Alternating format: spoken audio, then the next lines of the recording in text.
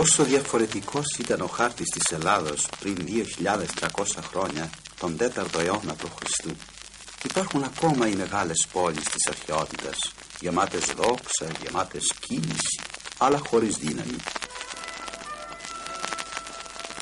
Να η Σπάρτη, η ηρωική πόλη που δεν έκτισε ποτέ τύχη, γιατί είχε τα γενναία παλικάρια της. Τώρα αυτά τα χρόνια τα παλικάρια λιγόστεψαν. Λίγοι κάτοικοι, έρημοι υδρών, και ένας τυφλός Σπαρτιάτης ο Κρήτης κλαίει την ηρωική πολιτεία, τραγουδώντας το παλιό πολεμικό φλούριο της Σπάρτης. Εμπρός Σπαρτιάς, πολεμήστε γενναία, μπροστά το ποντάρι. Και στην Αθήνα, που έχει χάσει την παλιά της δύναμη, ο Δημοσθένης, ο μεγάλος ρήτορας, καταφέρεται εναντίον του βασιλιά των Μακεδόνων Φιλίππου, που ζητάει να επιβάλλει την ενότητα των ελληνικών πόλεων. Γι' αυτό σας λέω πάλι, ο άνδρες Αθηναίοι, βλέπετε μεν τον Φίλιππο να δίδει και να υπόσχεται, αλλά γνωρίζετε ότι σας εξυπάτησε και σας παραπλάνησε, ακολουθώντας τον Εσχύλη. Το συμφέρον των Αθηνών δεν επιτρέπει να σκεπτόμεθα με στενοκεφαλιά. Θέλουν να μας υποτάξουν, Εσχύλη, και να μας υποδουλώσουν. Ο Φίλιππος είναι τύραννος.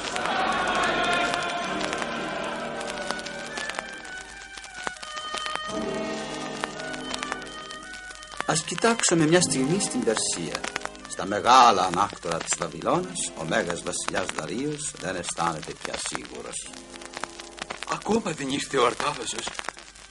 Μα γιατί δεν με υπακούν πια? Να φύγει πολύ στρατός, να τον χτυπήσει. Όχι, μην πάει, θα μπλέξουμε πάλι. Φέρτε μου έναν κίλικα με ελαφρά κρασί. Την εποχή αυτή που το κράτος των Περσών όλο και κατρακυλάει στην παρακμή, μια καινούργια στρατιωτική δύναμη γεννιέται. Η φάλαγγα των πεζετέρων, εμπρός! Η Μακεδονία. Η μακεδονική φάλαγγα, οπλισμένη με τεράστια κοντάρια, τις Άρισες, οργανωμένη σε τέλειους ακατανίκητους σχηματισμούς που μοιάζουν με σκαντζόχυρο, αποτελεί την τελευταία λέξη της στρατηγικής.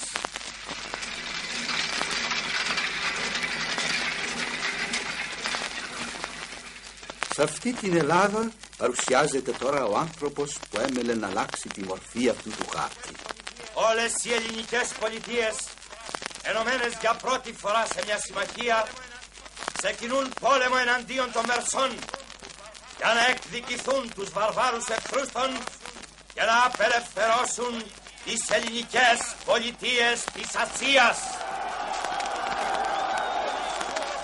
Θα πολεμήσουμε σαν Έλληνες, θα χτυπήσουμε τους εχθρούς σαν Έλληνες, θα νικήσουμε σαν Έλληνες.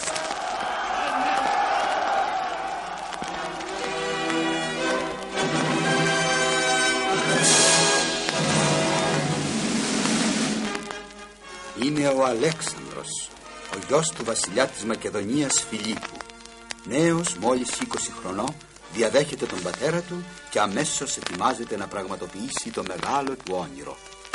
Αναθρεμμένος με τη διδασκαλία του μεγάλου φιλοσόφου Αριστοτέλη, με το διάβασμα της Ιλιάδας και των τραγικών συγγραφέων, ο Αλέξανδρος ήταν ένα υπέροχο μείγμα μορφωμένου ανθρώπου και γενναίου πολεμιστή. Πόσα δεν μας λέει αυτός ο σιωπηλός χάρτης. Να, από εδώ, από την Πέλα, την πρωτεύουσα της Μακεδονίας, ξεκίνησε ο Αλέξανδρος και έφτασε στον Ελίσπονδο.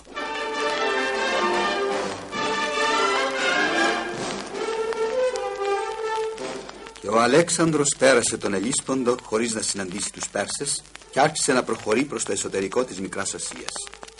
Μπροστά από το στρατό του έστελνε πάντα κατασκόπους.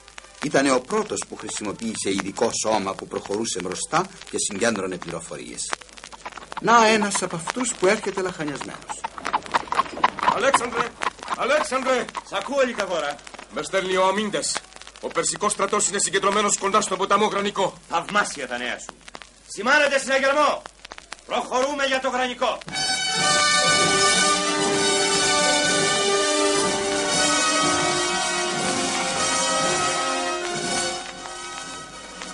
μακεδονικός στρατός έφτασε γρήγορα κοντά στον ποταμό Γρανικό και παρατάχθηκε απέναντι στους Πέρσες.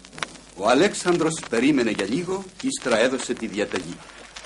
Εμπρός, Έλληνες! Προχωρείτε! Ο αμύντας πρώτος!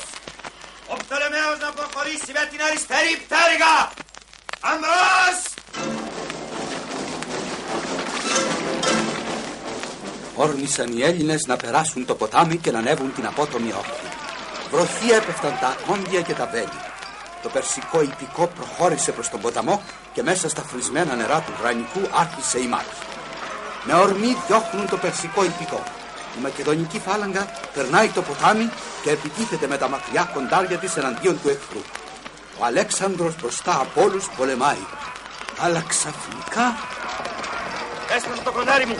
Αρέτη, γρήγορα δώσε με ένα κοντάρι! Το δικό μου έσπασε, Αλέξανδρε. Εδώ, βασιλιά. Πάρ' το δικό μου. Αλέξανδρε, κοίτα μπροστά εκεί. Εκεί έρχεται κι άλλο ιππικό των Περσών. Να, ο Μηθριδάτης είναι αρχηγός τους. Εμπρός, απάνω τους! Χτυπάτε τους! Ο Μηθριδάτης δικός μου! Και ορμώντας ο Αλέξανδρος χτυπάει το Μηθριδάτη και τον σκοτώνει.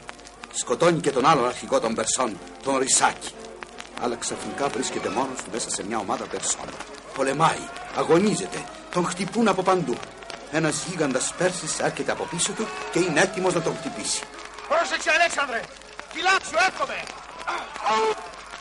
Ευχαριστώ, Κρήτε. Μου έσωσες τη ζωή. Μετά το θάνατο των αρχηγών τους, οι Πέρσες άρχισαν να διαλύονται. Η νίκη ήταν πια με το μέρος των Ελλήνων. 20.000 άντρες έχασαν οι Πέρσες, ενώ οι Έλληνες μόνο 1.200.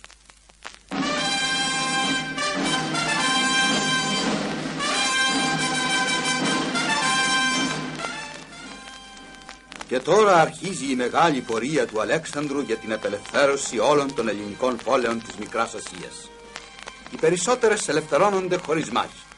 Σε αυτές ο Αλέξανδρος χαρίζει την αυτονομία τους, αποκαθιστά τη δημοκρατία και τιμωρεί τους φίλους των Περσών. Ο στρατός προχωρεί και περνά στο εσωτερικό της Μικράς Ασίας. Ο Αλέξανδρος αρχίζει να γίνεται θρύλος. Κοιτάω στο χάρτη τις χώρες που κατέκτησε αυτός ο νεαρός στρατιλάτης με 40.000 σκληρούς πολεμιστές. Έφτανε σαν πολέμαρχος στρατηγός και έφευγε σαν σύμμαχος. Γιατί ο Αλέξανδρος είχε το μοναδικό χάρισμα να κάνει φίλους τους χθεσινούς του εχθρούς. Με αυτόν τον τρόπο άφηνε πίσω του φιλικές χώρες και δεν φοβόταν για τα μετώπιστέν του. Τώρα είναι μόνο 25 χρόνων και χτυπάει για δεύτερη φορά τους Πέρσες στη Λυσσό.